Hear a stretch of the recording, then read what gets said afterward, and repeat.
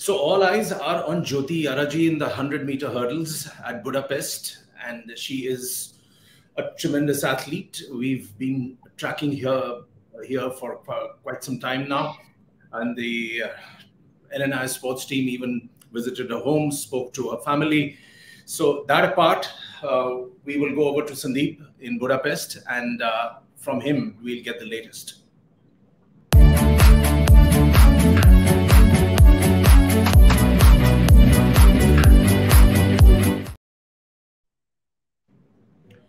So Sandeep, it's all about Jyothi Yarraji now in the 100 meters hurdles.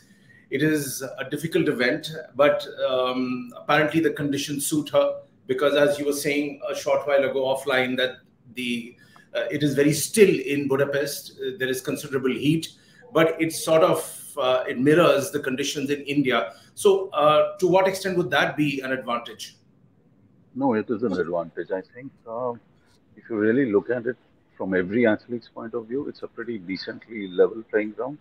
But when we spoke to Manu yesterday for the javelin, he was very clear. He said these kind of conditions suit us, suit Indian athletes. So we are enjoying. I think a little bit of sweat, a lot of stuff pouring down in terms of when they are training and all of that.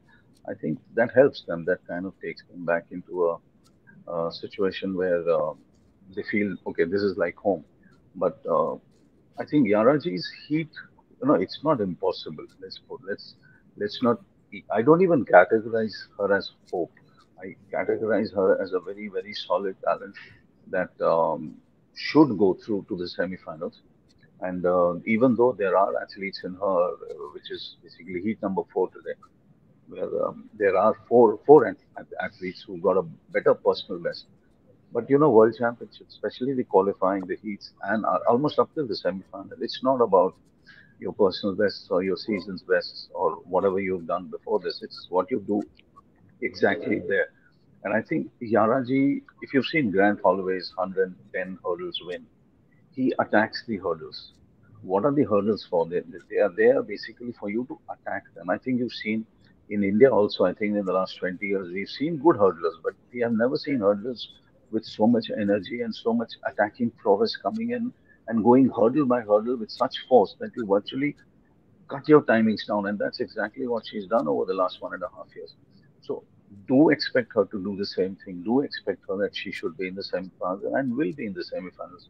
I think she's a phenomenal talent. What I want to know from you is, you said a very interesting thing, that what are hurdles there for? And they are meant to be attacked because they are obstacles. So it could be a metaphor for life itself, that once you are hit by an obstacle in your own life, the best way to get over it is by attacking that hurdle. That's the way to go about it.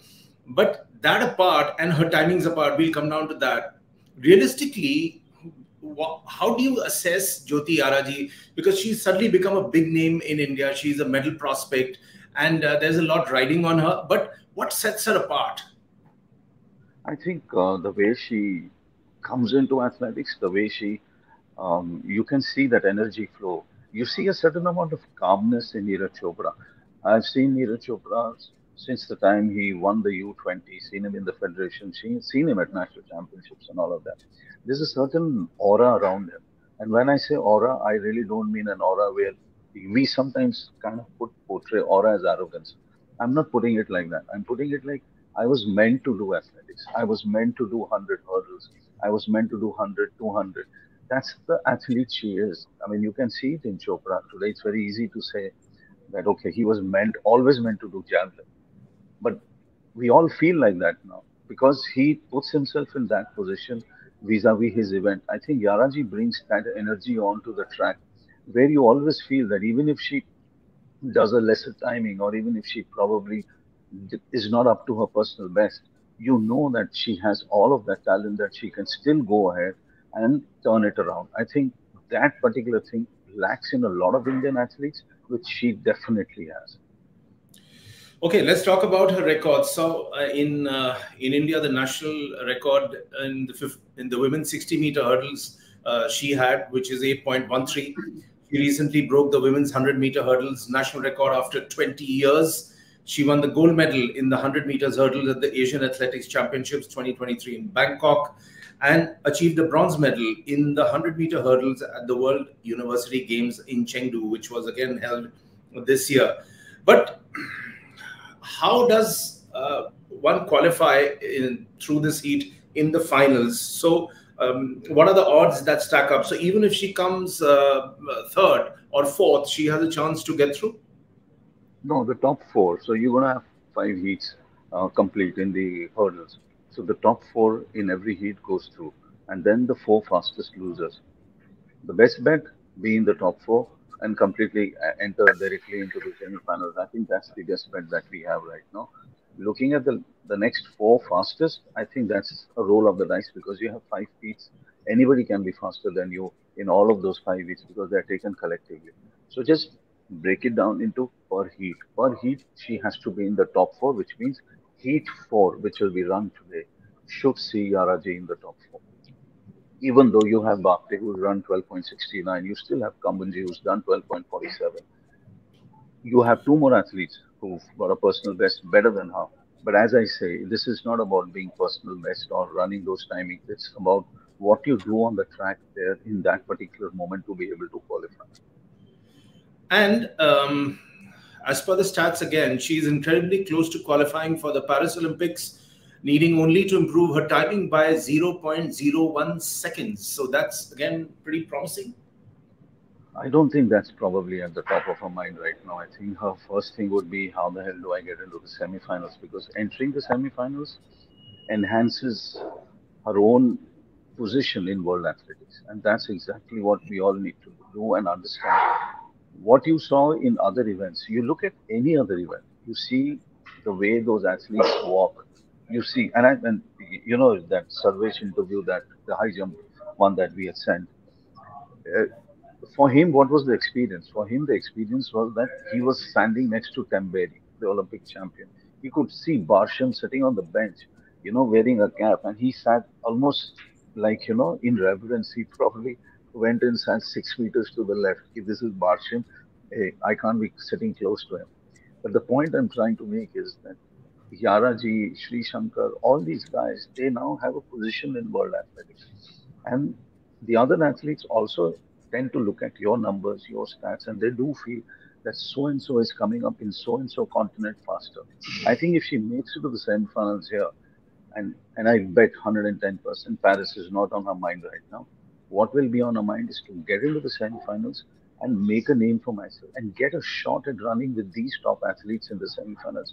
It's always getting a shot against the best. That's what we all always wanted for 20, 25 years. Indian journalists have been writing exposure, exposure, exposure. Now, what the hell? You've got the exposure now. You've got a shot at getting better exposure. So go for it because that is exactly what you require. I want to contrast this race of Jyothi Yarraji with what happened to Avinash Sable in a completely different setup. But again, it was the mindset, it was the strategy, and like he kept saying, मैंने इतनी मेहनत करी थी और जरूर उसका अच्छा मुझे मिलना था, पर पता नहीं क्या हुआ. And we've analyzed that whether he was boxed in that steeplechase race. The second point also is that you should know when to kick, when to lead. Now, in the shorter format, which is the women's 100-meter hurdles, what kind of advice would Jyothi Yarraji be getting? And typically, ideally, what should she do? To go all out. Because this is not, as you said, this is not the 3,000-meter steeplechase where tactically you run a race. This is neither the 800, 1,500, 5,000, 10,000 or the steeplechase. Or let's not put the marathon into that same sequence right now because this is in stadia here.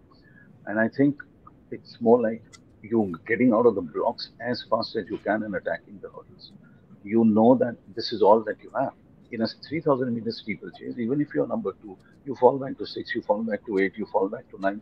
You fall back not because you're falling back, you fall back because you're tactically either being pushed out or you're coming back so that you can get some part of your energy up. You can see the field, what it's doing in the front, and then tactically plan again. In 100, there is no tactical plan in terms of okay, I'm going to run fast or slow. There's nothing like that. You anyway have to go fast. The only plan is don't hit a hurdle and be the most attacking hurdler at that moment of time. I think that is what the whole plan is going to be. At the end of the day, we are not coaches, so we can't really understand what goes in the mindset before 100 hurdles. But yes, from whatever experience of going to these events and all of that, I think most of these athletes are going to attack so hard that it also gets a little breathless for the other athletes to be around them. And I think Yaraji desperately wants to be around them, so you probably will see a good result. Purely, I'm asking this as a fan of athletics and track and field. I'm not an expert at all. Love watching the great athletes perform. What I saw, and it is a lay question, that when you compare in track and field, particularly in the sprints, when you compare some of the world's best with our Indian sprinters or our track and field stars, there is a difference in the muscular density. People coming in from, say, Jamaica, from the United States, absolutely ripped, muscular, and our Indian athletes, despite getting a lot of support now, and as you were saying, they get international exposure. So I want to come down to this question of fitness. What do you think? I think, yes, you have a point, but at the same time, you have athletes who are not from Jamaica and the US in particular. Of course, a lot of Kenyan and a lot of Ethiopian athletes are now part of American universities. But if you go to Brazil and all, they are, I mean, I think Joachim Cruz was not part of an American university, if I remember correctly, in the 800 when he won in LA 84 and beating some of the really greats at that time. But yes, being ripped is part of the business. And I think it also comes down to how much competitions you're getting, how much competition you're getting, because you need to be competing with the same group at least 8 to 10 times a year, if not more. For that, you cannot be in India constantly. You still will have to go. And this is also being written, this is also being said a lot. Go to other universities, be there, be part of their curriculum, be part of their athletic, um, whether it's a curriculum or whether it's the athletic group there. But unless you are part of these countries, I, improving gets very difficult. It gets extremely hard because what is Ayaraji's competition in India herself? But what is Yanaji's competition in the US? She'll at least run against 8 or 15 of them who are really good runners. What is Yanaji's competition in Europe? At least another 8 to 10. In India, what is the competition? There's nothing. You keep training, and then suddenly you're thrown here in the cauldron. You're okay. Now you got to go into the semifinals. Otherwise, itna paisa kharch kiya tumhare par faltu ho gaya, waste. Just look at that pressure. Leave the semi-final pressure. Look at the pressure. I have to prove myself. And that's exactly what Shakari mentioned yesterday when a journalist asked her. She said, number one, it's good that I'm away from you guys. Because after the Marona incident that happened before Tokyo, they all said that, okay, she's like this, and they put question marks and all of that. In the semi-final, when she was third, we almost thought that she will not make it to the final. But those timings were brilliant in that particular semi. And that's how she made it. And then she lands up with lane number 9. Believe me, lane number 9 in the World Championships, no athlete has ever run in lane 9 and won. Nobody has ever done that. She not only won, she won the World Championships, for God's sake. So, my point is, you get to learn how to turn adversity into your advantage. And that comes from your mind. That comes from running with these guys constantly. I think if you really look at the 100 again, by the time you hit the 10, by the time you hit the 80 or 70 meter mark, the doubts were in Sharika's mind and the doubts were in Anne's mind at that point of time. I personally thought Sharika is going to take the 100, even before the final. But Richardson was amazing. I think those are the points that come across when you run against top competition day in, day out. And believe me, Shakari has beaten Sharika twice this year. Now, if you've beaten her twice this year, who's going to have the doubt? It's Sharika who's going to have the doubt at 80 or 70 meters when you're running alongside. Can those doubts be Yarraji's? At this point, no, because she hasn't run with this competition hell of a lot. She needs to be in this competition, needs to be in this group to be able to lift herself and say, I'm as good as them. And they also need to be understanding, oh shit, Yarraji's on my right. I think those are the points. Okay, let me push you on one aspect, which I always try and do, which is the prediction bit. So do Do you get a sense that Jyothi Yarraji would be able to make it to the finals? I think yes, I do. Semi-finals. Let's take it step by step. I think it's the semi-final from here. She needs to be in the top four.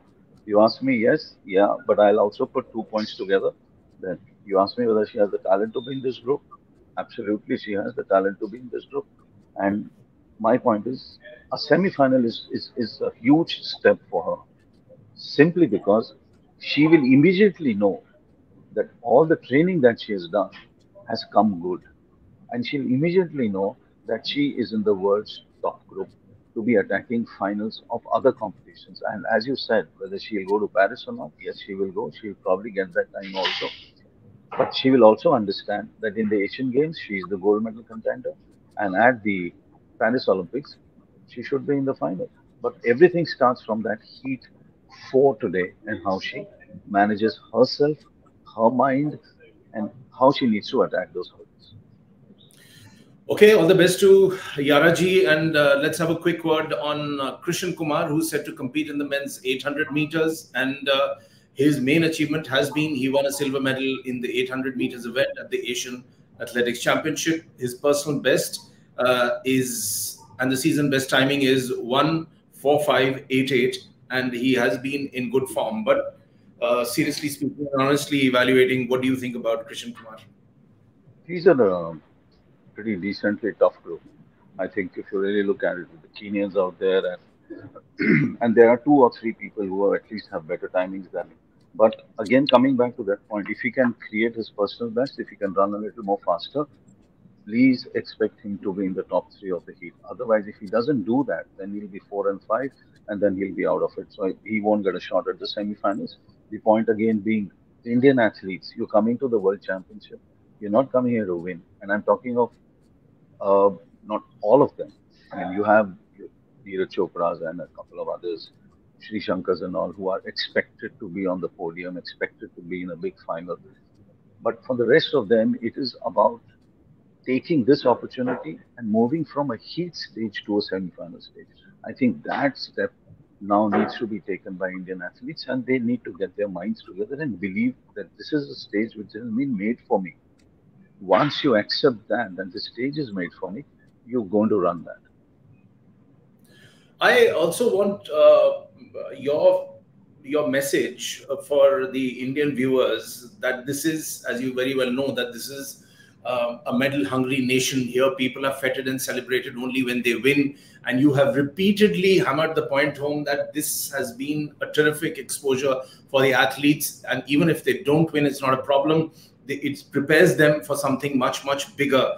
So how should the Indian audience look at these athletes who, someone like, say, a Sable, for me, that was a very important moment, that the guy trained so hard, got all the facilities, etc., etc., and he should, but he couldn't make it. So there are quite a few other athletes like that who may not make it to even the semis, but it's a great exposure. So what is your message to the Indian audience?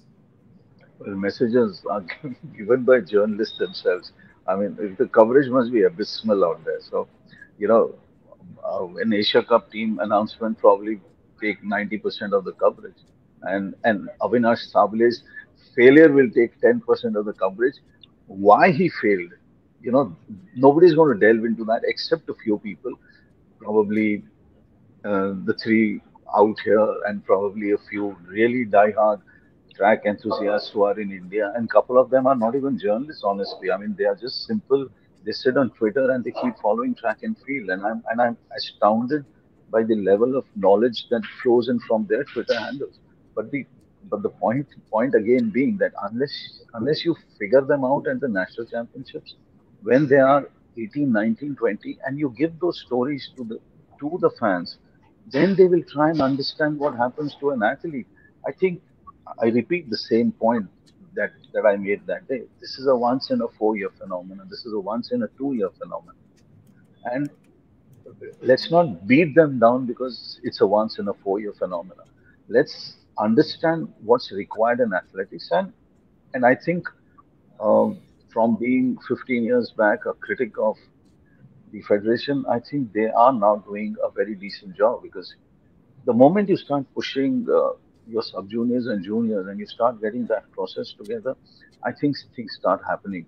And probably in the next 4 to 5 to 6 years, I think the Indian fans will get chances and more to celebrate. I mean, if one Neeraj Chopra can change the entire look of Indian athletics, I think a couple of more people can certainly turn it around. So, Sandeep, you have a question from a sports fan who says, how does running with the world's best Camacho Quinn will impact her performance? Can one give too much initially? We saw Jyothi accelerating in the back half of another event. I mean, if she falls back, is that the question? How does she? Yeah. And how does she compete with Camacho? I hope I've got the pronunciation right. Camacho Quinn. I think just look at the 100 semi-final of Shakari. I mean, her reaction time in the starters was probably second worst, if I am correct. I think it was 0.222, and from there onwards, you knew she was in a losing race, and from there she picked herself and came up till not almost, came into the third position below 10.9. Now that's fantastic rallying and running, and that's exactly where I think Yaraji's mind is strong enough to understand that and look around that, okay, I'm in this position, I need to be in the top four. And I think her mind is already telling her from so many days that, it's the top four, that I need to attack. I don't care about anything else. It's step by step. And I think if she does that, she'll be there. Okay, we'll leave it at that. You go ahead and enjoy the rest of the day, and we'll catch you when the event gets over. All the best to Jyothi Yarraji. Goodbye and good luck. Thank you.